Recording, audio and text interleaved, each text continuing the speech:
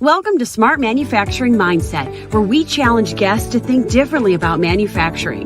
We'll explore the nuances that hide in plain sight behind the acronyms, techno-jargon, and misinformation to get to the truths that hold real value for real people in the industry.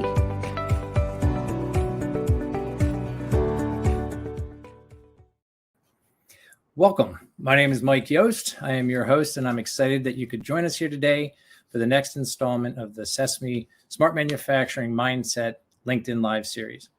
In each episode, we challenge ourselves and our guests to think differently about smart manufacturing. So far in this series, we have heard from Sesame members and thought leaders that smart manufacturing should be considered a corporate mindset along the same lines as safety and quality are considered. We've discussed the convergence of IT and OT. We've talked about sustainability in manufacturing, the potential power of AI in manufacturing, and continuous improvement. So today I'm thrilled that we're going to be talking about manufacturers taking charge of their own path forward in smart manufacturing by leveraging some of the tools from Sesame, their Sesame acceleration framework and road mapping tools. So joining me today in the studio are Jennifer Nemes, the manager of data and Digital Foundry at MSA, the safety company. Welcome, Jennifer. We also have John Whirling, who is the solution architect of mission ops at MSA. Welcome, John. And we have Sherry McCleary, who's the executive director of Digital Foundry at Penn State, New Kensington. Welcome, Sherry. Hi, Mike. Thank you. Thanks for being here. Should also mention that Sherry and her group are a regional innovation center for Sesame. So these are the folks that we all want to hear from, and we'll get to them in just a second after I just handle a couple of housekeeping items. First of all, if you don't know Sesame, you should. Sesame is the National Institute on Smart Manufacturing. It's a public-private partnership and a membership organization that is doing technology research and creating educational content on the smart manufacturing space. We're also working to build the smart manufacturing ecosystem, which we are all hopefully a part of. And this series would not be possible if it was not for the support of Sesame's partner, SME, who is co-producing these events along with Sesame. So our goal with this webinar series is to zero in on a different way of thinking about leadership, thinking about technology, thinking about being a modern day manufacturer, and thinking about what's possible. So we are streaming on LinkedIn Live, and we welcome your comments and your questions. We will take questions and fit them into the flow of conversation if and as they fit. If we don't get to your question, you can just blame it on the host. The event is being recorded, so you can watch this again and again as many times as you like. And lastly, we invite you to get to know Sesame on LinkedIn and also on their website at sesame.org, where you can learn about their mission and about their membership models, learn about their research, education, and much, much more. So with that, let's get on with the show. We're going to talk about the path forward at MSA in collaboration with the Sesame ecosystem to build out their smart manufacturing strategic roadmap. So welcome, everybody. I'd just like to ask each of you to introduce yourself, maybe tell a little bit about your role and your organizations, and then we'll jump into more specifics about the topic here. Jennifer, you want to start and introduce yourself and the company? Yeah, sure, Mike. So good day, and thank you, Mike. I am Jennifer Nemes. I am the Digital and Data Factory Manager here at MSA. I'm part of the Operations Technology Group. So this is a new group within our company that has been formed. And with that, we're really partnering with Sesame, the Digital Foundry, to really create, like you said, that technology roadmap for operations specifically and in that factory of the future. I've been with MSA for 10 years. MSA is in the safety industry. So we make anything from fire service. We dress the firefighter head to toe. So anything from the actual hard hats to their turnout gear, to the shells, the apparatus that they're wearing into the fires. We make portable fixed gas detection. So really, you name it around the safety industry, and that's what we do. Fantastic. Well, thank you for that. John, how about yourself? You, tell us a little bit about what you do. Sure. I'm a solution architect for mission ops. I am part of the IT group at MSA, but I'm Jen's chief collaborator for the IT OT convergence. But in my background, most of my background has been in operational excellence, and that was intentional on MSA's part to get somebody with a manufacturing background. Although before I joined MSA just this year, at the very beginning of this year, as a part of their digital transformation journey. But in the last several years before I joined it, I was much more on the data analytics and technology side. So I have a little bit of a background on both sides of the OT-IT spectrum. Outstanding. Appreciate that. I should also let everybody know that our three panelists are in the same room together working on a project at the Digital Foundry. So glad to have you all in here working together. Sherry, you want to introduce yourself and the organization? Sure, happy to do that. So as you said earlier, I'm the executive director here at the Digital Foundry. We're an initiative of Penn State, the New Kensington campus. We sit just outside of Pittsburgh. And we were established with, I always like to start with our vision. Our vision is to improve lives and strengthen businesses through access to digital technologies. And we do that through three primary missions. One is working with companies like MSA, local manufacturers, to help strengthen their journey into smart and digital manufacturing by providing technology assistance. And that ranges everywhere from doing assessments of where are they today and where do they want to get to doing kind of prototype systems and demonstrations and helping them to de-risk and understand before they make investments on what that technology can do to help them. The second piece of what we do, the second mission, is around workforce training. And we say we like to touch the entire pipeline of talent. So we do everything from partnering with some local programs that Penn State New Kent already has in K through 12 school districts, to programs for our university students, to some very unique workforce training that we've developed that spans from entry level in the manufacturing field all the way up to engineers who have been in the field for some time. So we're giving different levels of content to help them in their personal journey and growth in smart and digital manufacturing. And then the third piece is just generally to be a catalyst for networking across the community, bringing in a community that's very much a typical Rust Belt story, where it was a community with a tremendous manufacturing legacy that saw a terrific decline when manufacturing pulled out. So we want to bring this community into the fold. We want to catalyze the conversation between educators and industry to make sure that so many of us have a common mission, that we're all trying to move in the same direction, even though we speak different languages. So I come at this from the perspective of having spent over 30 years in industry myself and seeing the struggles and the ups and downs from a technical standpoint, but often even bigger from the standpoint of implementing change and a cultural movement when you start to implement new technology. So myself and the team here all comes with decades of experience in industry, and we want to bring the benefit of what we've learned, the good and the bad, to help companies accelerate their journey and learn from some of the things that we wish maybe somebody would have told us 10, 20 years ago. So, well, thank you for that. And Sherry, maybe I'll stick with you with this first question, because I think you brought up a number of things that resonate to me. And we talked about this before we went live.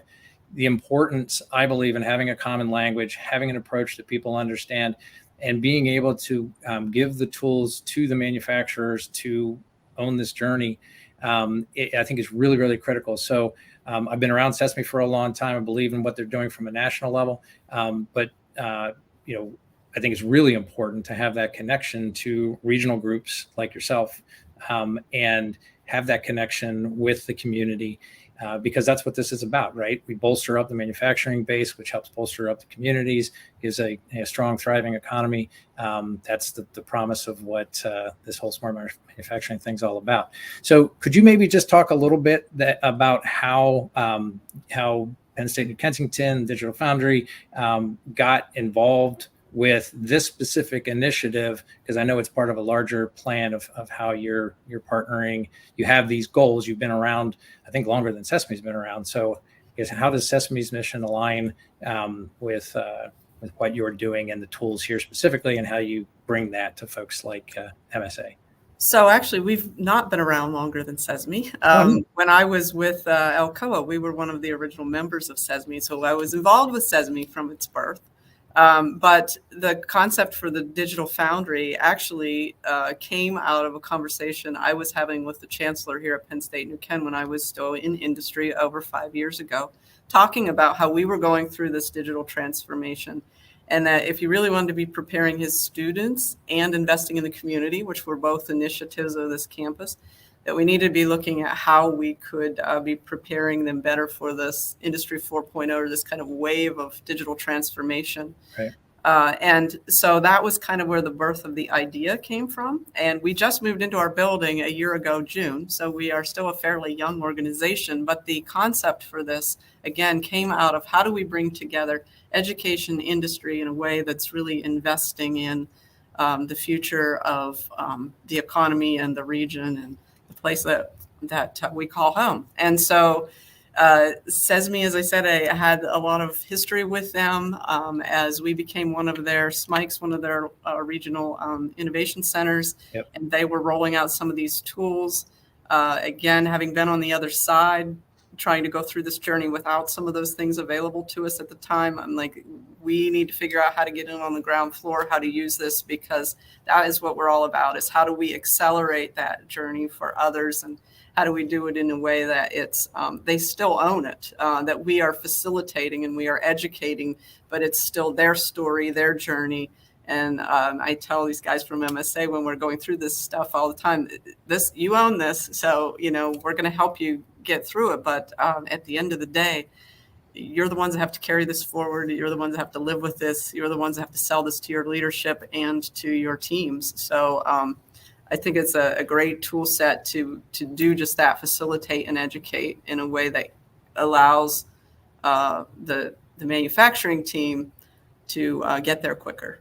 So let's stick with that. How did you position this with MSA? What was the value proposition? Like, how did you get to the point where you're helping with this framework and engaging in the role that you just articulated? And then let's talk with the group about how they received it and sort of the work that they've been doing with the project. So to MSA's credit, they had already started to form a team, to have a leadership group that was focused on this, to recognize that this was something that was important to their future. So they were doing assessments of who's out there that we can partner with that can help us in this journey.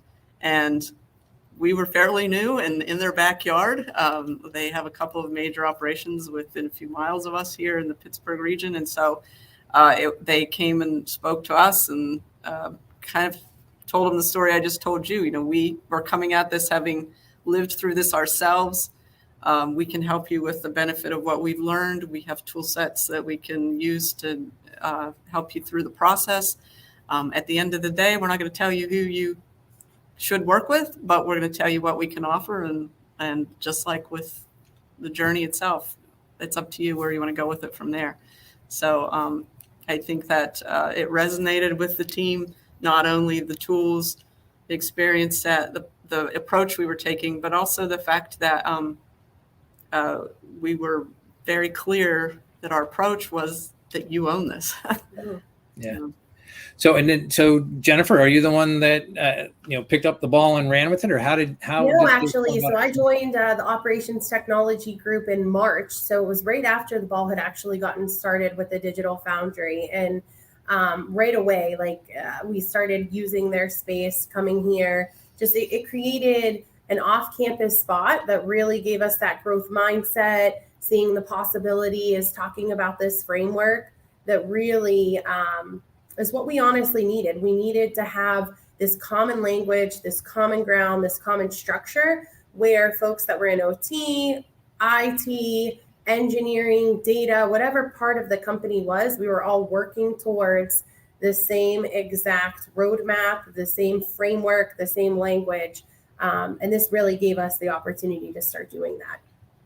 And if I could add, I would say that there was kind of three things that were particularly appealing to working with the Digital Foundry, because we had talked with several systems integrators, and of course they wanted to give us the roadmap, but we wanted somebody who was independent and technology agnostic, who was really going to focus on best practice and have that experience. But the other benefit is when you're setting this big picture vision and you have to bring multiple stakeholders across multiple functional groups, it really helps to have an outside facilitator to make sure that the conversation is equitable and fair, and that everybody gets a say and that everybody understands it. And then, and just as Jen said, brings us back to that common language. So there was a couple of things. And then, of course, I think Sherry's team had been through this. Sherry herself, obviously, but even her team had been through this before. So having those, somebody who had been through it, somebody who was kind of technology agnostic and best practice focused, and also just the benefit of an outside facilitator to gain consensus internally is really helpful. So I guess I'm not sure who to ask this. Where are you in the process? Like, so are you done and you've reached full maturity, and or are you still early on in the process of working through your roadmap? So I can start with kind of where they are with respect to the tool set itself, and then I'll let MSA speak because they have a better perspective of where they're going from there. But we have gone through the front end where we did the online surveys. They had a tremendous response of over 200 folks across their organization who responded. We did the in-person interviews with a leadership group that they selected that ranged from all different functional aspects of the organization all the way up to their top leadership in the company to bring in that focus and perspective and dig a little deeper. We started the process then through in-person brainstorming sessions that we're doing here of bringing their team together and now taking the outputs from all of that and saying, where are the common themes, where are the common challenges, and what opportunities can we pull out of these, and how do we start to prioritize those? So we're at the stage where we've gone through all of that, and we're starting to narrow in on their key priorities for what they will focus on in the next 1 to 2 years. And how they'll start to pull projects, actionable projects out of that background. So we're not done with them yet. We're not ready to push them out on their own yet. But I think that they've made some tremendous progress, and I'll let them speak to where they are with respect to where they want to be. Right. Yeah, so I think as overall, the roadmap is really our main goal out of this, right? Getting everybody aligned to it so we have a clear scope of work that we want to all be working towards. And like we've been saying, speaking that same language, using that same framework. I think just even with that, it was really eye-opening as we went through. I think I should just touch on when Sherry was talking about the tools and the framework and just starting back at the data, right? Like actually going through and having over 200 people that took this survey and then having these individual interviews. I think a part of this process we have done converging and diverging and changing some things in this roadmap. So initially where we started isn't exactly, I think, what we thought the true themes were going to fully be, because as we're getting this data, as we're discussing this and all of our different functions and collaborating together, we really have done this whole diverge and converge with the roadmap. So we're finally at the piece where we're really working towards getting those final themes, putting some scopes of work together for the next 1 to 2 years. And that's really where we want to be so we can start hitting the ground running. John, anything to add from your perspective on the ops side?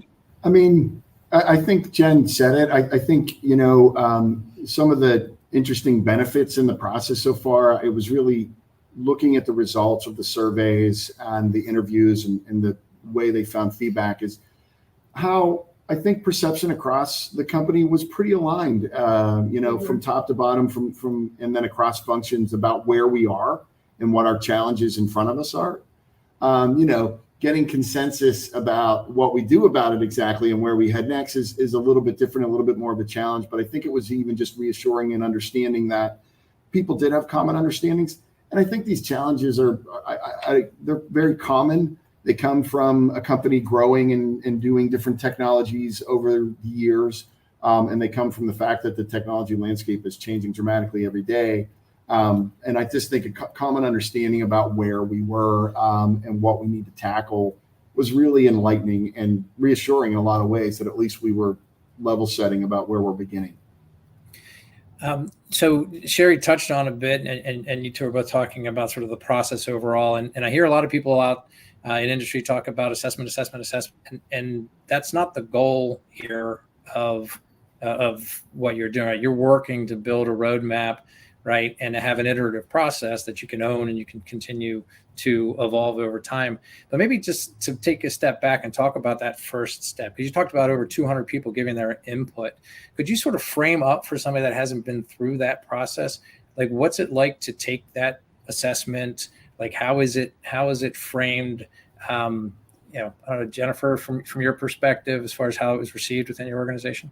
Yeah, absolutely. So I think the first part of it, right, we wanted to see as a group, we have a cross-functional group that's actually working on this. So we established that pretty early with different people throughout the organization that is on this key team.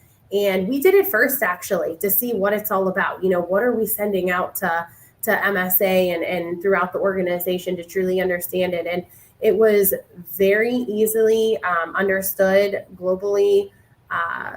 It was quick. Like that was one thing because everyone's really busy, right? The day-to-day, the grind of everything that's going on. We wanted to make sure it was something that set realistic expectations and we were getting the right feedback and the feedback we needed. So we did that up front on our own. We actually vetted it and made sure. And then when we sent it out, I mean, we were honestly shocked. I think we thought we would get about 100, and to get closer to that over 200 was great to see the engagement. And I think that also speaks on our behalf too, just this organization and really what everybody wants to work towards and building that factory of the future. And that's, I believe, truly why we got so much feedback as well into this, because everyone does want to move forward and is excited about this. So overall, though, it was very simple, easy, and accepting. So then, Sherry, from your perspective as facilitator, then you have this assessment, 200 inputs from across the company. Then that becomes a foundation for you to facilitate conversations about how the company is looking at a bunch of different areas of their business. Is that accurate? Yeah, that's correct. And as Jennifer said, a lot of it was looking for where are you all having kind of this same aligned perspective versus where are you diverging, and are there functional groups that are outliers, and why are they outliers, which is why then the next step of those interviews becomes very important, is to understand the similarities and the differences. In their case, they were incredibly well aligned. Everybody was on the same page with what they do well and where they have opportunities for improvement and what they think their priorities were. And the interviews as well just reinforced a lot of what we were hearing from across the organization. So again, they had the advantage as an organization of not having too many outliers and too much kind of dispersed data that it was easier to kind of bring everybody onto the same page. So then, John, you're the tech guy in the room here, right? So the whole survey, everything, all the conversations around technology, right? No, definitely not. But it's interesting you bring that up. It's funny. I tell Jen this all the time. I'm not used to being called the tech guy, but at MSA, I'm kind of the IT guy, and that's for sure. And I think that's a really interesting part. I mean, it's an interesting time in MSA's history. We're over a century-old manufacturing company that, we've always advanced technology. We like to tell the story that we literally replaced the canary in the coal mine as the technology for miner safety. But we're at a point in our company's history where we're intentionally accelerating the use of digital technologies in our products as well as our processes. Sure. Which is a big driving reason why our connected products and we have software as a service. It's a big one of the driving reasons of why we're doing this. But what's interesting is in that transition, we're bringing in a lot of outside talent that has a different set of skills and a different mindset. And, you had mentioned having a common language, but it's interesting to me as somebody who's sitting at that convergence, how even though there's so many common topics like lean and agile are based in so many of the same things, but manufacturing people use Japanese words and acronyms, and technology people have their storytelling, the things they say in agile and all of their own acronyms. And they really speak different languages and have different cultural drivers just in where they come from the market space. And so to me, whereas we level set on where we are in the beginning, what was really interesting is when we brought a lot of the technology side people into the convergence part of this to start getting our arms around what do we need to do that was in common. And I think it was really valuable. And I think it was really eye-opening to get both the technology side of the business and the manufacturing side of the business in a room together to think about where should we be prioritizing our focus and our time. And, had we not facilitated in that way, I don't know that we could have agreed upon the priorities we're agreeing upon now and that we're finalizing. So, I mean, it's been a really enlightening process. I think culturally, right, and I think all organizations going through this are going to have some of this challenge. The language of technology and the language of manufacturing, there's a lot of overlap, but, we have to figure out how to reconcile that to go forward in a way that we're one and the same. I mean, even Sherry and I were talking today about digital transformation and lean.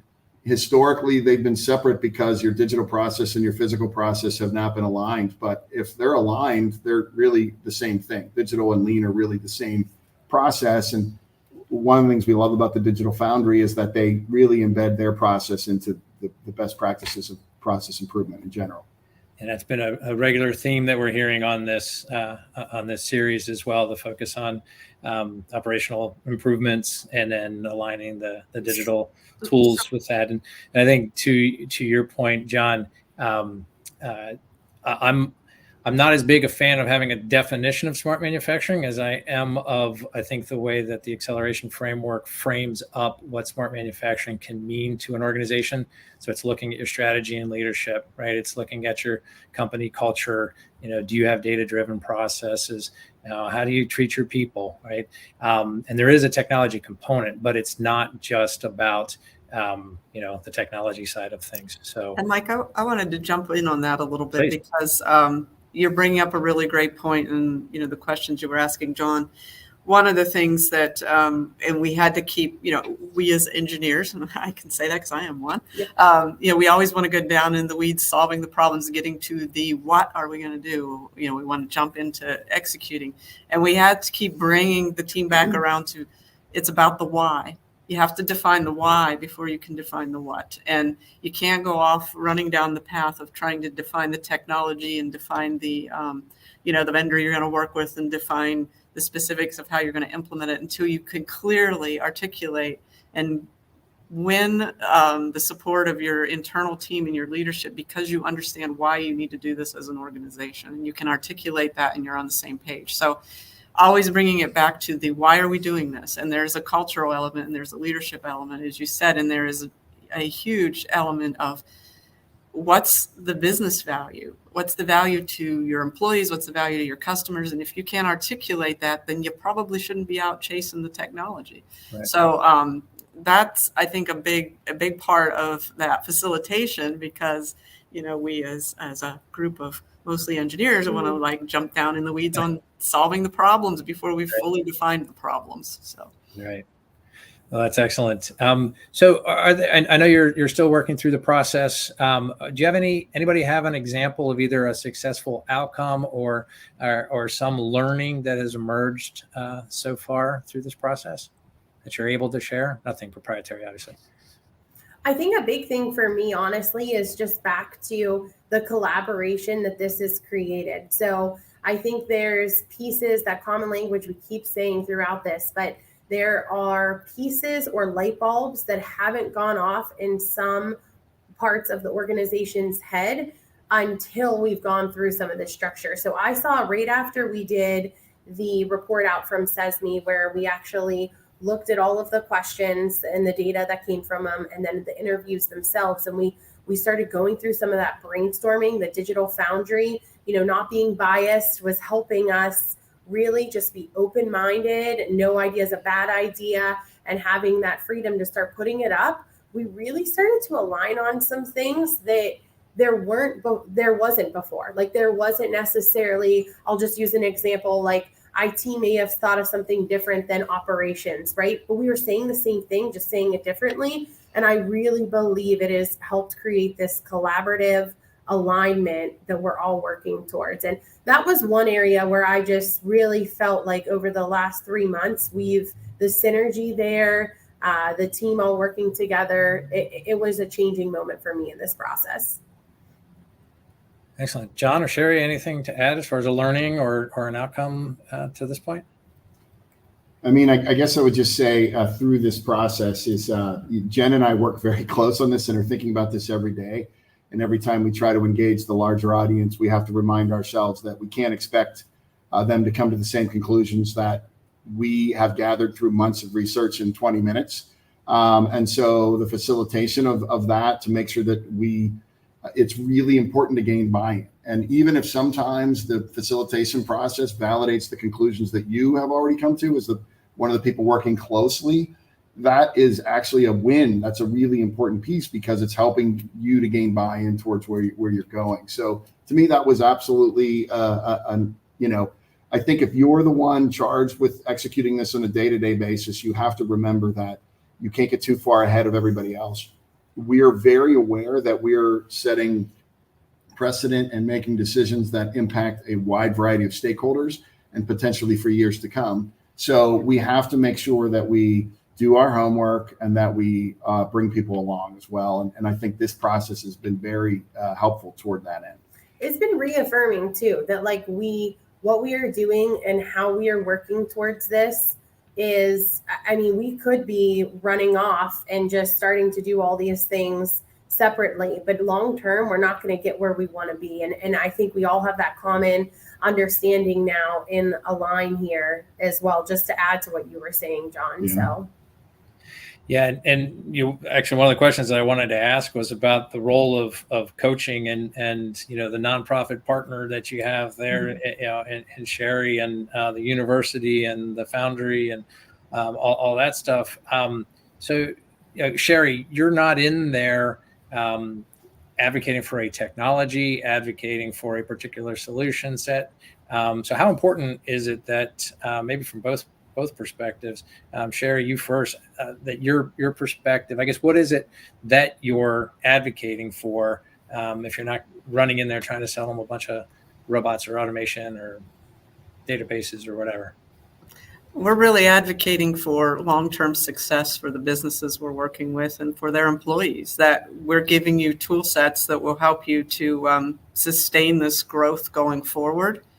And like I said, helping you to accelerate it, helping you to learn from what we have maybe learned in the past. Having been a part of a larger organization where we had a lot of assets and teams of engineers and people who were internal advocates for what you were trying to do, that you could throw at solving the problem. When we started this whole journey, it was really about recognizing that who's that advocate for smaller businesses or medium-sized businesses or maybe smaller business units who don't necessarily have a dedicated team that can go off and spend months and weeks and sometimes years solving the problem with a dedicated advocacy for the organization and for their customers. So we wanted to be that unbiased resource to help them, to advise them, to promote what's in their best interest. And it doesn't mean that they aren't going to at some point convert to having to make commercial decisions about who they work with and what technology they implement, but making sure that they feel that they're doing that with the best possible information to make those decisions.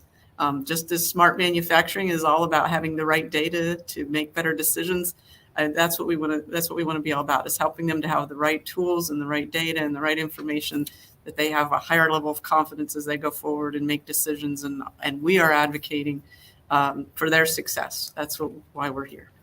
And to add to that, even though the Digital Foundry is not our systems integrator, they're not actually designing and deploying our specific solutions, they have been a great sounding board and helped us do design reviews. So again, especially when you're early in the journey and you haven't built your own full team of internal experts, to get an outside group of experts who are unbiased to just review and make sure that, the vendors you're working with are not taking you down a path that's going to ultimately not lead to that long-term success.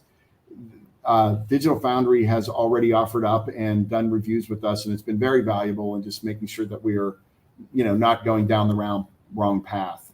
So they do help in that way as well.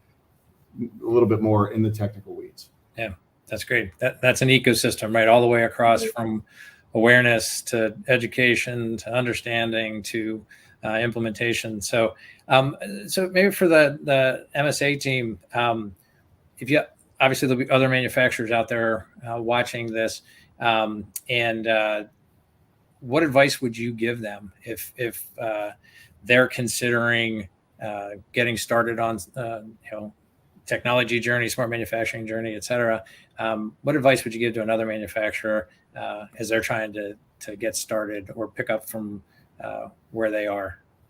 I think as far as the advice is collaboration. We've said it over and over, but really collaboration and bringing all those groups together. So although this is smart manufacturing, it's not just operations by any means. It really covers your entire organization, whether it's the outputs of the data itself, whether it's having real-time tools, right, to educate our manufacturing associates on what's actually going on. Maybe it's for our end customers.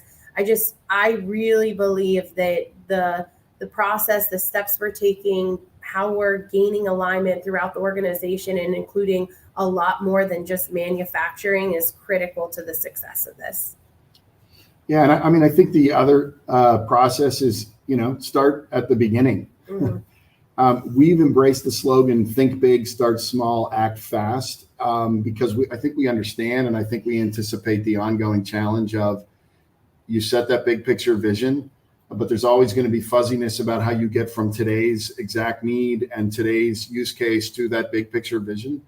And so we are, sometimes maybe overthink the balance between the scalability of the solutions we're looking at. And we have to think about not only the technology, but ultimately what kind of talent are we going to need to deploy this at scale across all of our sites globally.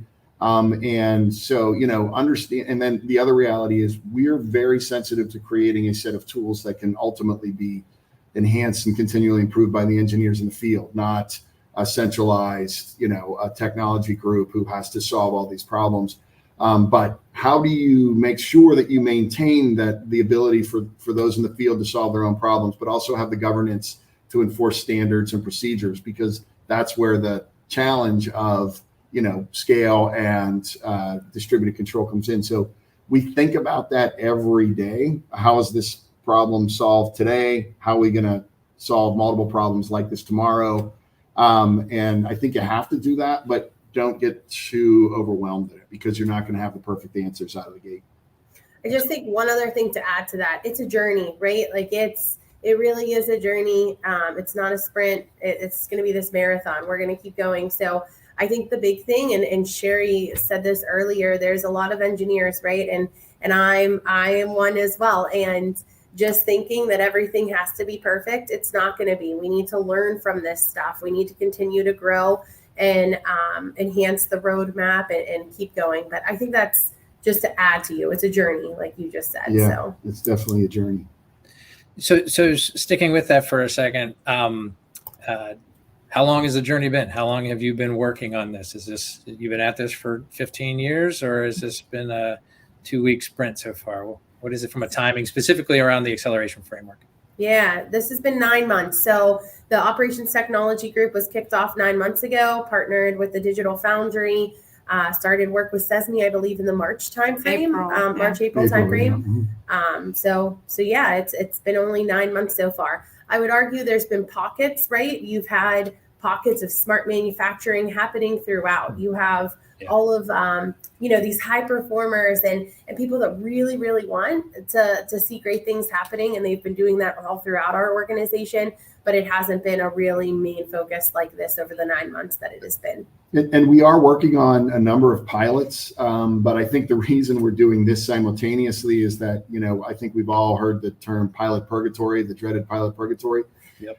And so what we're trying to do is figure out, I think with Sherry's group, is how do we make sure that we don't end up in pilot? What are the things we need to do today to make sure that we are learning and building on every one of these pilots that we do in a way that gets us ahead and not just plateau? And that's a really important piece, I think.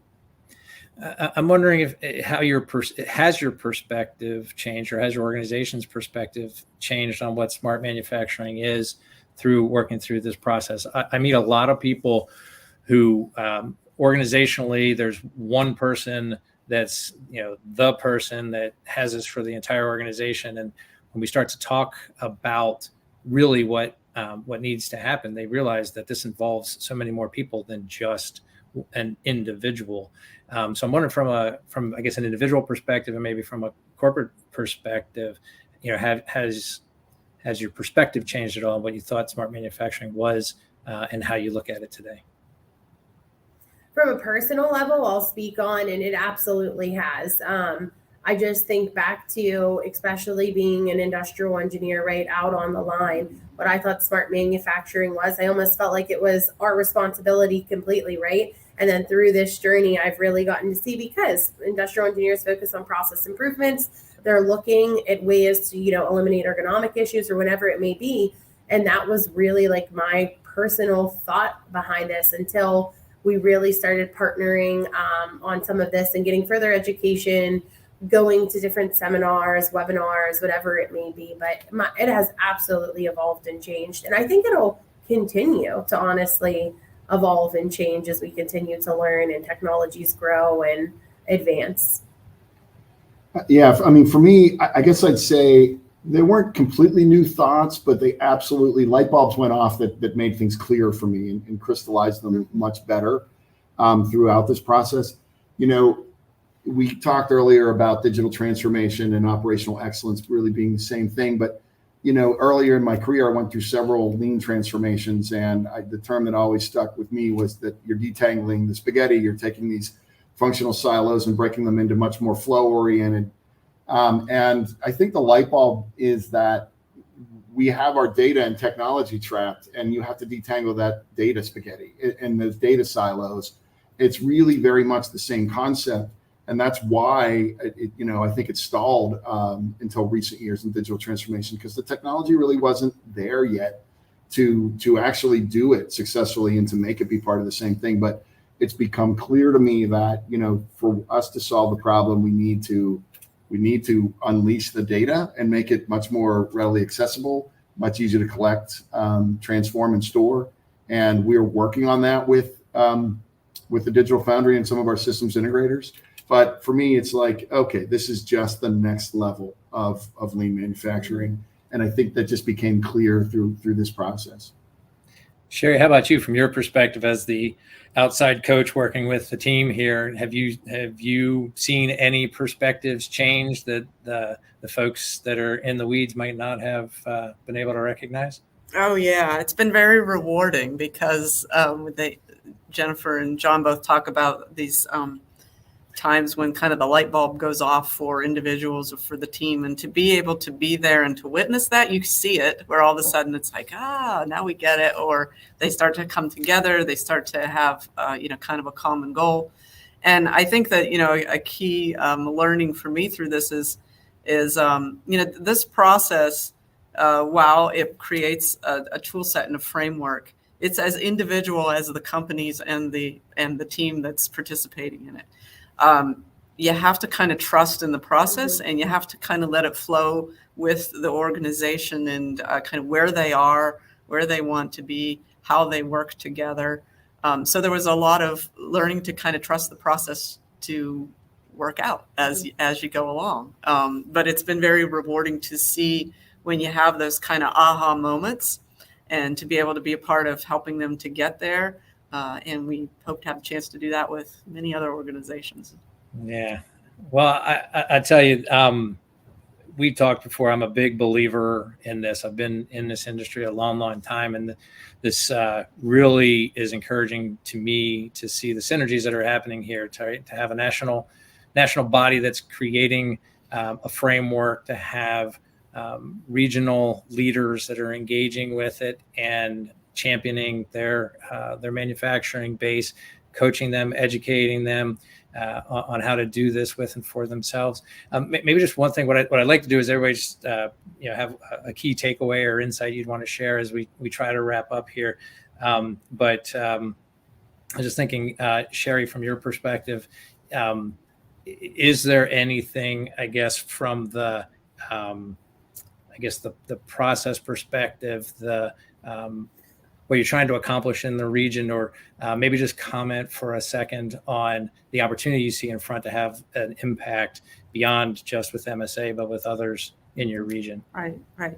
So as I said, it's very individualized, and I think that as you go to smaller organizations, the challenge becomes even greater. And so I think continuing to evolve this tool, and more importantly, the way we use it and kind of customize it for the needs of the organization, is going to be when we have the most success, because we look at these businesses who have, some of them been in the area for, in the case of MSA, over a century, in the case of a lot of the smaller family-owned businesses, for decades. We want them to be strong and providing those good paying jobs for decades to come.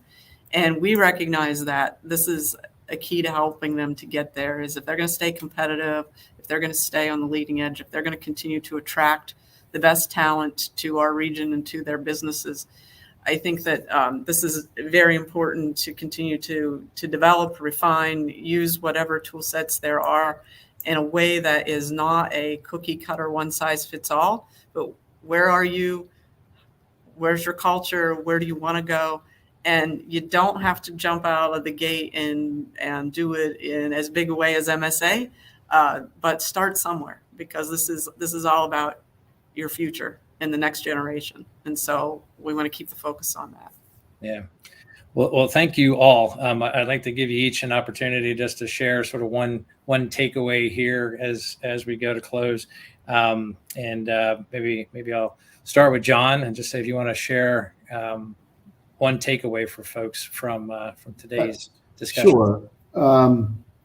I've been on both sides of it as a consultant most of my career, and now on the inside. And I think one of the other things we've embraced is going outside and bringing best practice back into the organization.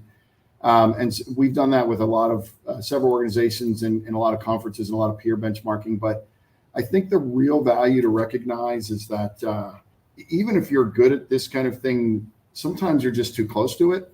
And I mean, I can already think of times when we internally got stuck on something, and an outside set of eyes and experts that come from the Digital Foundry saw a clear way forward that just somehow eluded us. So I think there's real value in that outside set of eyes to help you do this. And I think there's also value in that outside perspective to help you build consensus internally, right, as an independent voice and an unbiased voice, both with internal and also unbiased in terms of technology. So it's been really helpful for us. That's wonderful. Jennifer, how about you? Any key takeaways? Yeah, I think just in closing, for me, really, if you can go into this with having a growth mindset, being open-minded, being intellectually curious, bringing the outside in, like all of those behaviors are critical to really understanding and being able to put this together and then continue to evolve. So mine really is around those behaviors and really being growth-minded and open-minded as well. So that mindset theme, love to hear that. How about you, Sherry? Any takeaway for our audience here today?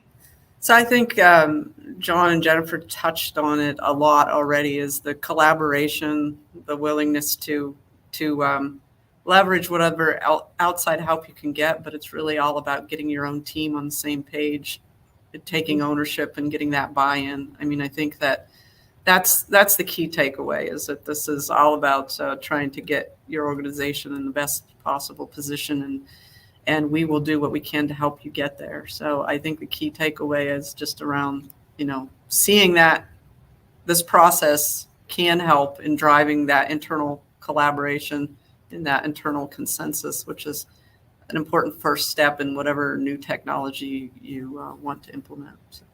Well, that's fantastic. I think we should probably stress for people as well that that Sesame is working to roll these tools out nationally, and so there are others like MSA that are using the tools and evolving the tools. And so the intention is that will continue to grow, continue to scale.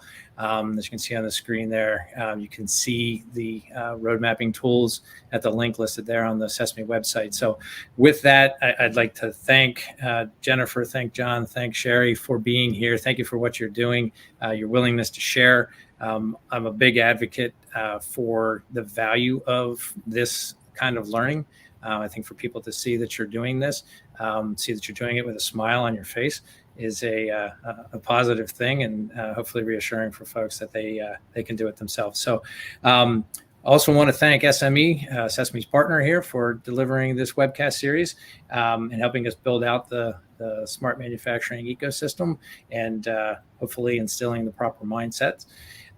So again, I will encourage everybody to get to know Sesame. You can follow them on LinkedIn. You can look at them up on the website at sesame.org. Also, you can stream previous versions of these events on both Apple Music or Spotify as podcasts. And you can join us again next month as we have our next LinkedIn Live series, the Smart Manufacturing Mindset event. Now, we typically host those events the last Tuesday of every month. But next month, we have a special session that's going to be held on Wednesday, October 25th. We're going to be broadcasting live from the Sesame member meeting, which will be held at as part of SME Smart Manufacturing Experience event at South Tech. So you can join in Greenville, South Carolina in person to witness it if you like, or you can join us online. And we will be featuring the public launch, public launch of the U.S. car Smart Manufacturing Roadmap for the Automotive Industry, which was developed in partnership with Sesame. The U.S. CAR stands for the U.S. Council on Automotive Research, which consists of organizations like Ford, GM, and Stellantis. So until then, we remind you that when you think about smart manufacturing, think differently. Thanks, everybody.